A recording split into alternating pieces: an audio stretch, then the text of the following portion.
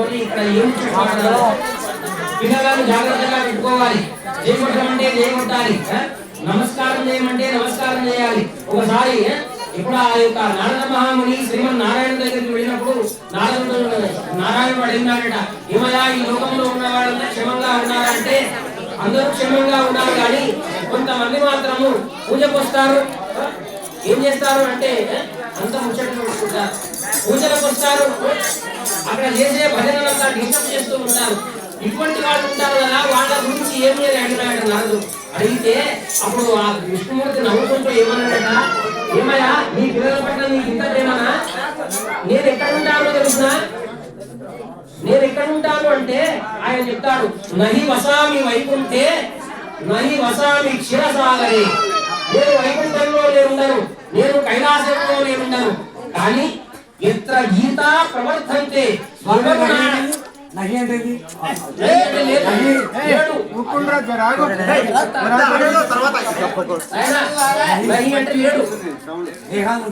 నహి వసామి వైకుంఠే, నేను వైకుంఠంలో లేను. నేను చెప్పినంత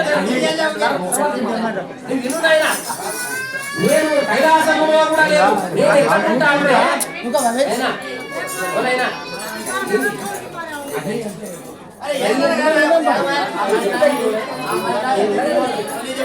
నహి వసామి వైకుంఠే నహి వసామి కైలాసే ఎత్ర గీతా ప్రవర్తంతే. ఎవరు నా నామ సంకీర్తన చేస్తారో, ఎవరు నా నామ భజన చక్కగా శ్రద్ధగా వింటారో అటువంటి వారి సన్నిధానంలోనే నేను ఉంటాను అన్నాడు. అంటే ఎక్కడ ఉన్నట్లు ఆయన పరమాత్మ ఈ వైరాగ్య గుట్టలోనే చెప్పడం ఉంటాడు. ఆయన వైకుంఠంలో కైలాసంలో ఉన్న శివుడు ఇక్కడ ఉన్నాడు. ఎందుకంటే ఇక్కడ నామ సంకీర్తన చేస్తున్నారు. దాదాపు 15 మంది శివస్వాములంతా కూడా అభిషేకం చేసి షోడశోపచార పూజ చేసి అందరూ ఓం నమః శివాయ చెప్తూ ఉంటే ఆ నామస్మరణ లోపల అందరూ ఎన్ని అన్యాయాలు చేసినా, ఎన్ని అక్రమాలు చేసినా, ఎటువంటి శరీరం అపవిత్రంగా ఉన్నా ఒక్కసారి ఓం నమః శివాయ అనండి. ఒక్కసారి ఓం నమః శివాయ, ఓం నమో నారాయణాయ, ఓం శ్రీమాత్రే నమః. ఈ 3 నామాలలో ఏ నామమైనా పర్వాలేదు, మనసు లోపల తలుచుకుంటూ నీవు ఎన్ని పాపకృత్యాలు చేసినా మనసుతో ఒక్కసారి స్మరణ చేస్తే చాలట. స్మరణ చేసిన చోట నేను అంటే ఎక్కడైతే ఎక్కడెక్కడైతే నా నామస్మరణ జరుగుతుందో అక్కడే నేను ఉంటాను అరదా. మరి జైగొట్టని వాళ్ళు కొందరు ఉన్నారు కదా, భజనకు వచ్చి చప్పట్లు కొట్టని వాళ్ళు కొందరు ఉన్నారు కదా, ఓం నమః శివాయ అంటే అననటువంటి వాళ్ళు కొందరు ఉన్నారు కదా, వాళ్ళ గురించి ఏమి అని అడిగినట్టు లక్ష్మీదేవి అడిగితే, అప్పుడు పార్వతీదేవి లక్ష్మీదేవి అడిగితే, మీ పిల్లల పట్ల ఎంత ప్రేమ కదా, మీ పిల్లల పట్ల ఎంత ప్రేమ కదా ప్రియా నీకు, అటువంటి వాళ్ళ దగ్గరికి వాళ్ళ ఇంట్లోకి నీవు వెళ్ళకు. ఎవరిని పొమ్మని చెప్పు అంటే మీ అక్క ఉన్నది కదా, మీ అక్కను పొమ్మని చెప్పు అని అన్నారు. లక్ష్మీదేవి అక్క ఎవరు చెప్పండి? లక్ష్మీదేవి అక్క ఎవరయ్యా? ఎవరమ్మా? జ్యేష్ఠాదేవి. చెప్పండి ఉంటుండే జ్యేష్ఠాదేవి అంటే అందరూ చెప్పం కాదమ్మా, చాలా మంచి పదం చెప్తున్నాను. జ్యేష్ఠాదేవి అంటే అందరికంటే అక్క, అందరికంటే మించింది ఆమె అక్క. ఆమెనే దరిద్ర దేవత. ఎవరామె? జ్యేష్ఠాదేవి అంటారు. అంటే లక్ష్మీదేవి యొక్క అక్క ఎవరు అంటే దరిద్ర దేవత. మరి మీకు దరిద్ర దేవత కావాలన్నా లేక లక్ష్మి కావాలన్నా? మీరందరూ తాళాలు వేసుకుని వచ్చిందా ఇంట్లో? మరి పై తాళాలు వేసి వచ్చినా మీరు చప్పట్లు కొట్టకపోతే, చేయగొట్టమన్నప్పుడు చేయగొట్టకపోతే, ఓం నమః శివాయ చెప్పకపోతే, మీరు తలుపులు తెరిచి తాళము తెరిచి తలుపులు తెరిస్తే అక్కడ ఎవరు కనపడతారంటే దరిద్ర దేవత కనపడతారు. ఎవరు కనపడతారు? మరి లక్ష్మి కనపడాలి అంటే ఏం చేయాలి? లక్ష్మి కనపడాలంటే ఏం చేయాలంటే అయ్యగారు ఏమి చెప్పినా, గురువు ఏమి చెప్పినా, నీవెంత తప్పుడు మాటలు మాట్లాడినా, నీవెంత తప్పుడు తిరుగుడు తిరిగినా ఆయన చెప్పినప్పుడు నువ్వు చేయగొట్టాలి. ఆయన చెప్పినప్పుడు నీవు నమస్కారం చేయాలి. చేస్తే ఆ పాపాలన్నీ పరిహారం అయిపోతాయి. జై బోలో శంకర భగవానికి. 2 చేతులు పైకెత్తి ఒకసారి చప్పట్లు కొట్టుకుంటారా? చేయగొట్టండి. జై బోలో శంకర భగవానికి, శంకర భగవానికి, రామేశ్వర స్వామికి, రామేశ్వర స్వామికి. శిరస్సు భాగం నుండి సమాధులు ఇంతకుముందు మా భక్తుడు చెప్పినాడు, నది అంటే లేడు అని అర్థం. లేడు అంటే ఇక్కడ లేడు అంటే ఎక్కడెక్కడ స్మరణ చేస్తాడు అక్కడ ఉన్నాడు. ఈ లోపలనే పరమాత్ముడు ఉన్నాడు. అందుగురించే నీ లోపలనే దేవుడు తనలో తండ్రిగా ఉండగా తెలియదు మానవ పశువులకు తెలియదు మానవ పశువులకు తెలియదు మానవ పశువులకు దేవుడు నీ లోపలనే ఉన్నాడు నాన్న, నీకు తెలియడం లేదు. ఎక్కడో శ్రీశైలం ఉన్నది అని అనుకుంటావు, కానీ ఎన్నిసార్లు అక్కడికి పోయి నీవు అక్కడ స్వామివారి దర్శనం చేసుకున్నా నీ మనసు మారదు. నీ మనసు మారితే, నీ మనసు పరివర్తన అయితే ఏమైతే తెలుసున, కాయమే శివకాశి గ్రామము మా ఊరు శ్రీకూటపురికి తిరుపతికి తూర్పు. కాశీ ఎక్కడున్నది అంటే ఎక్కడో అక్కడ అయోధ్య దగ్గర ఉన్న కాశీ, అక్కడ ఉన్న కాశీ కాదయా, ఈ శరీరమే ఒక కాశీ. ఈ శరీరమే ఈ శరీరములో ఒక కాశీ ఉన్నది, కాశీనగరం ఉన్నది. అంతేకాదు కాయమే శివ కాశీ గ్రామము మా ఊరు త్రికూటపురికి తిరుపతికి తూర్పు. విను నాయన, తిరుపతికి తూర్పు భాగంలో త్రికూట స్థానం ఉన్నది. ఆ త్రికూట స్థానం అంటే గుర్తుపెట్టుకోండి, ఎడమ కుడి మధ్య. ఇక్కడే బొట్టు ఎందుకు పెట్టుకుంటారమ్మా? ఇక్కడే బొట్టు పెట్టుకుంటే అలంకారమే ఎందుకంటారమ్మా? గుర్తుపెట్టుకోండి, ఇక్కడ త్రికూట స్థానం లోపల నారాయణ స్వరూపం, శివస్వరూపం ఉన్నది, పరంజ్యోతి స్వరూపం ఉన్నది. కాబట్టి ఇక్కడ మనం గుర్తు పెట్టుకుంటాం, ఇది త్రికూట స్థానం అంటారు. అంతేకాదు నాసికాపురిగా నుడి నా జన్మభూమియు పెరిగినది రేపల్లెపురమునందు. ఎంత మంచిగా చెప్తున్నారు. నాసికాపురిగా నుడి నా జన్మభూమియు, నా జన్మభూమి ఏమి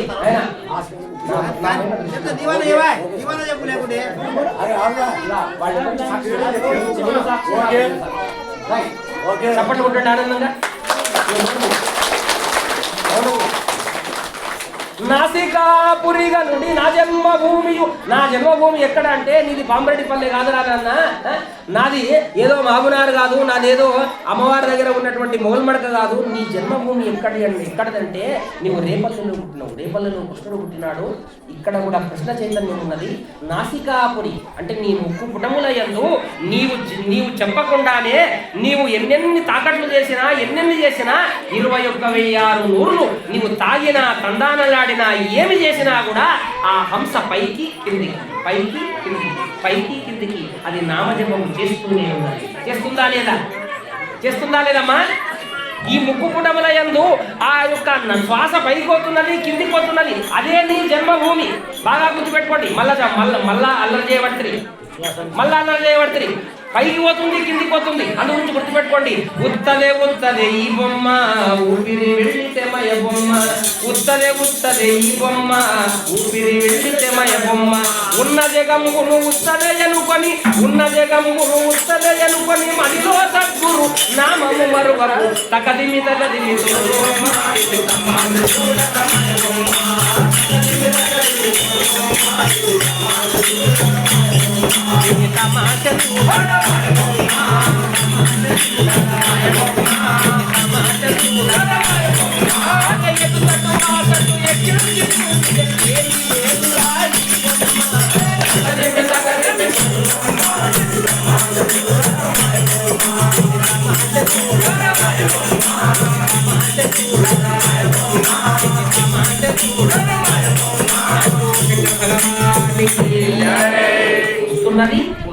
వచ్చే పోయే దానిపైన నీ మనసు నిలపక ఈ సంసారములో పడి, భార్యాపిల్లలలో పడి, అసత్యము, అధర్మము, అన్యాయము చేసుకుంటూ నువ్వు ఆ హంస జపాన్ని కూడా నీ జన్మస్థానం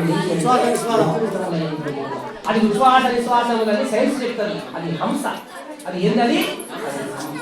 హంస అంటే ఏందో తెలుసునా? గుర్తుపెట్టుకోండి. పాలు నీళ్లు కలిపి ఆ యొక్క హంసకి ఇస్తే ఏం చేస్తుంది? ఆ పాలు మాత్రమే తాగుతుంది, ఆ నీళ్ళను మాత్రం వదిలిపెడుతుంది. మన వాళ్ళు అట్లా కాదు. మరి పాలు నీళ్లతో కూడుకున్నటువంటి ఆ యొక్క పాలను పాల దగ్గర తీసుకొని పోతే ఆ పాలు పక్కకెట్టి ఏం చేస్తుంది? ఇంత పెద్ద సీసా చేతిలో పడతారు. పాల డబ్బాల కాడ మాత్రం కానీ జనం లేరు, కానీ అక్కడ మాత్రం వేలకు మంది జనం. గుర్తుపెట్టుకోండి. అంటే ఆ నీళ్లు తాగడానికి, ఆ తీర్థం తాగడానికి పోతారు. నిజంగా గుర్తుపెట్టుకోండి. అరే దౌర్భాగ్యుడు, అది కాదురా నీ జీవితం అంతా ఎప్పుడు ఏ క్షణంలో పోతుందో తెలియదు. ఊరనో అడవినో ఉదక మధ్యమునో ఎప్పుడో ఏ వేళనో జీవి వెండున సత్యము ఏ సమయం లోపల ప్రాణం పోతుందో తెలియదు. ఒక్కసారైనా ఓం నమః శివాయ ప్రాణం పోయినా పర్వాలేదు. ఒక్కసారైనా మనసుతో నారాయణ అని అనుకొని నీవు గురుదేవా అని అనుకొని నీ ప్రాణం పోతే నీవు వైకుంఠానికి పోతావు. బాగా గుర్తుపెట్టుకో. ఆ సమయంలో ఆ స్థితి మనకు రావాలి. అందుగురించే ఏమన్నాడు తెలుసునా, దండము దండము సాధు సజ్జన మండలులారా వినరయ్యా, మండలులారా వినరయ్యా, దండి మౌనుల వంశము మనది ధర్మము తప్పక నడువరయ్య. నీ వంశం ఎటువంటిదయా? నీ వంశం ఎటువంటిది? మునుల వంశము నీది. వ్యాసుడు పుట్టినటువంటి దేశంలో పుట్టినవు. అంతేకాదు శంకరుడు శివమాల వేస్తే చాలా మంది అనుకుంటారు, అరే శివమాల అంటే దాని లోపల ఏమీ మహిమ లేదు అని అనుకుంటారు. మొట్టమొదలు ఈ భూమండలము లోపల మొట్టమొదలు వేసినటువంటి వారు ఎవరో తెలుసునా? శివమాల మొట్టమొదలు వేసింది ఎవరో తెలుసునమ్మా? కృతయుగంలో, త్రేతాయుగంలో, ద్వాపారయుగంలో, కృతయుగం పుట్టక మొదలు కూడా ఈ ప్రపంచంలో మన విశ్వాంతరాళమంతా కూడా విశ్వము లేనటువంటి సమయం లోపల, విశ్వ సృష్టి అంతా కూడా లేనటువంటి సమయంలో సదాశివుడు ఉన్నప్పుడు సదాశివుడు ప్రత్యక్షము రాకపోతే ఆ పరాశక్తి అంటే ఆ అమ్మవారు మొట్టమొదలు రుద్రాక్షమాలను వేసుకొని విభూతి నామాలు పెట్టుకొని ఎవరు ఆ పరాశక్తి శివమాల వేసింది పార్వతీదేవి. చెప్పడం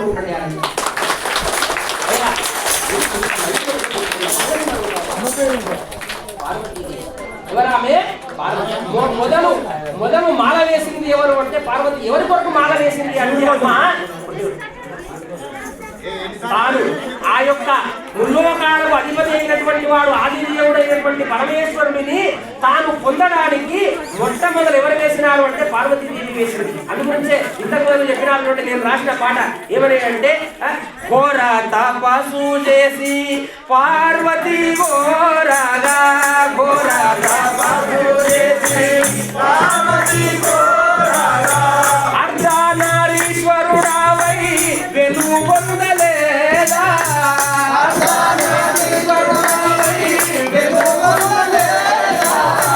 నమ్మిన నాపై కృపా చూపవయ్యా మా దేవశంభో మంగళ రూపా గంగాధరా గౌరీశ గంగాధరా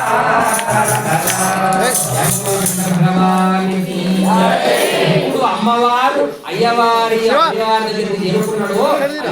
అయ్యవారు కళ్ళు తెరవగానే అప్పుడు సృష్టి అనేటటువంటిది ప్రారంభమైంది. ఆ సృష్టి ప్రారంభం లోపల బ్రహ్మదేవుడు కూడా శివదీక్ష వేసినాడు, నారాయణుడు కూడా శివదీక్ష వేసినాడు, బ్రహ్మ రుద్రాదులు కూడా శివదీక్ష వేసినారు, స్వర్గములో ఉన్నటువంటి స్వర్గాధిపతి అయిన ఇంద్రుడు కూడా శివదీక్ష వేసినాడు. ఆ తర్వాత అష్టదిక్పాలకుడు, ఆ తర్వాత నందీశ్వరుడు, ఆ తర్వాత ప్రమదగణాలు, ఆ తర్వాత సప్తర్షులు.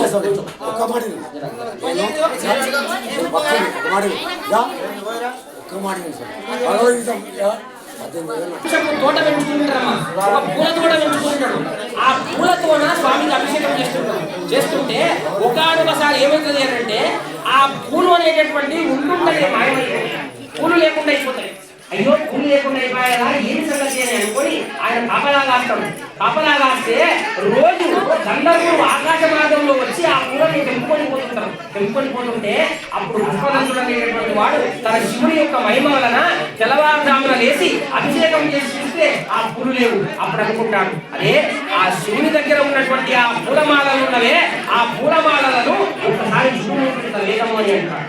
చుట్టుముట్టు వేదమని అనే వరకు అప్పుడు చుట్టుముట్టు పూలమాలలు వేసి ఓం నమ శివాయ అనండి, ఓం నమ శివాయ, ఓం నమ శివాయ 3 సార్లు అట్లా తిరిగి చుట్టూ ఆ పూల తోట చుట్టూ ఏం చేస్తారంటే ఒక కట్టు పడతాడు, ఒక బంధం కడతాం.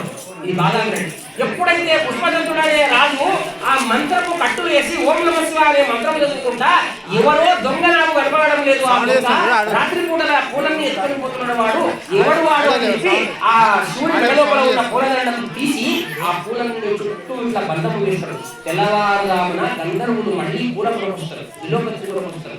రాగానే పూలు తెచ్చుకుంటారు కానీ పైకి లేవడానికి రాదు. ఎందుకంటే ఆ ఓం నమ శివాయ మంత్రంతో వాడు బంధం వేస్తారు. వాళ్ళకున్న దేవత దృశ్యమంతా దేవతా శరీరం అంతా పోతుంది, పోయి వాళ్ళు శవాలలాగా అక్కడ పడి ఉంటారు. ఆ 8 గంటల లేచి చూస్తే దొంగ బయటపడి శివుని యొక్క శక్తి ఎంత గొప్పది. శివుడి శివుని మెడ లోపల వేసినటువంటి ఆ పూలదండ కూడా గుర్తుపెట్టుకోండి. శివుని పాదాల దగ్గర శివలింగం దగ్గర ఉన్న పూలు కూడా ఇంట్లోకి వెళ్ళిన తర్వాత తోవలో వేయరాదు, ఆ యొక్క పూజా గదిలో వేయాలి. కానీ ఎవరు తొక్కని చోట వేయాలి. కానీ అక్కడ చుట్టూ దేవతలు కూడా దేవతా శక్తి పోయి వాళ్ళు అట్లా పడిపోతే అప్పుడు స్వర్గంలో ఉన్న దేవేంద్రుడు వస్తాడు. అయ్యో బంగారం రాకపోయింది కదా, ఏం జరిగింది అంటే అప్పుడు ఓం నమస్వాయ అనే మంత్రపు కట్టు చేత అక్కడ బంధించినాడు. అప్పుడు ఆయన మళ్ళీ అభిషేకం నీళ్లు చల్లి ఓం నమ శివాయ ఓం నమ శివాయ అభిషేకం నీళ్లు చల్లితే అప్పుడు దేవతా స్వరూపం అంటే శివుడు అందుకే శివ శివ శివ అంటే ఒకసారి గట్టిగా అదొకసారి అదొకసారి అని కాదు, అంటే వసి వసి వసి వసి అంటే ఆ శివ అనే నామాన్ని ఉల్టా చేస్తే వసి అవుతుంది. అంటే ఈ లోకమంతా వశము కావాలంటే శివనామాన్ని జపించాలి. ఈ లోకమంతా వశము కావాలంటే శివనామాన్ని ఈ ప్రపంచమంతా కూడా ఆ పార్వతీదేవే పరమేశ్వరుని వశం చేసుకున్నది శివనామం చేత. ఇంకెవరైనా వశము కాని వాళ్ళు గుర్తుపెట్టుకోండి. ఈనాడు పాంబరెడ్డిపల్లిలో ఉన్నటువంటి వాళ్ళందరూ కూడా పరమ భక్తులు అని చెప్పనుకుంటుండే చాలా పరమ భక్తులు. అప్పటి కాలంలో నిజంగా ఒక 20 ఏళ్ల కింద 16 ఏళ్ల కింద మేము వచ్చినప్పుడు కాళ్లకు గజ్జె కట్టి గజ్జె ఆడితే ఇల్లు కూడా ఏమైంది ఇట్లా కదిలిపోయింది అన్నాడు భజనంతంగా, అంత ఆనందంగా భజన. కానీ ఈనాడు ఏమైందంటే సంపద పెరిగింది. ఏం పెరిగింది? సంపద పెరిగింది. సంపదతో పాటు మరి ఇది ఏమైందంటే మత్తు పదార్థాలు కూడా ఇవన్నీ పెరిగి ఏమైందో తెలిసిన భక్తి భజన ఇవన్నీ కూడా పక్కన పెట్టినారు. కానీ గుర్తుపెట్టుకోండి నాయన, నిన్ను కాపాడేది ఏంటంటే నిన్ను కాపాడేది నీవు మోక్షానికి వెళ్ళాలంటే నీవు చివరికి నీవు భజననే నిన్ను కాపాడుతుంది. ఎవ్వరు కూడా నిన్ను కాపాడదు. అంతేకాదు నీవు సర్వ రోగాలన్నీ కూడా నీ యొక్క శరీరం లోపల ఉన్నప్పుడు ఏ డాక్టర్లు కూడా ఇది చేత కాదు అని అన్నప్పుడు నీవు చేసిన పుణ్యము, నీవు చేసిన నమస్కారాన్ని నీవు ప్రతిపించి మోక్షాన్ని తీసుకోకూడదని ఈనాడు దేవతలు ఉన్నారు. చాలా సమయం అయింది, ఎన్నో సంవత్సరాల తర్వాత నేను వచ్చినాను కాబట్టి 4 మంచి మాటలు మాట్లాడడానికి అవకాశం ఇచ్చినారు. ఆచార్యుడు శివుడితో సమానం, ఆచార్యుడు గురువు కూడా శివుడితో సమానం. శివుడు ఎక్కడుంటాడో తెలియదు కానీ శివుడి యొక్క స్థానాన్ని చెప్పేవాడు ఎవరంటే గురువే. కాబట్టి శివాయ గురువే నమః ఏమనాలే? శివాయ గురువే. ఆ శివుడే గురు రూపంలో వచ్చినారు. గురు రూపంలో వచ్చి మన గురువునాథుడే అందుగురించి నేను చెప్పినాను, గురుని నామము మరువకు గుణహీనుడావై తిరుగకు. గురుని నామము మరువకు గుణహీనుడావై తిరుగకు. గురుని నామము మరువకు గుణహీనుడావై తిరుగకు. గురుని నామము మరువకు గుణహీనుడావై తిరుగకు. ఏ కోరితే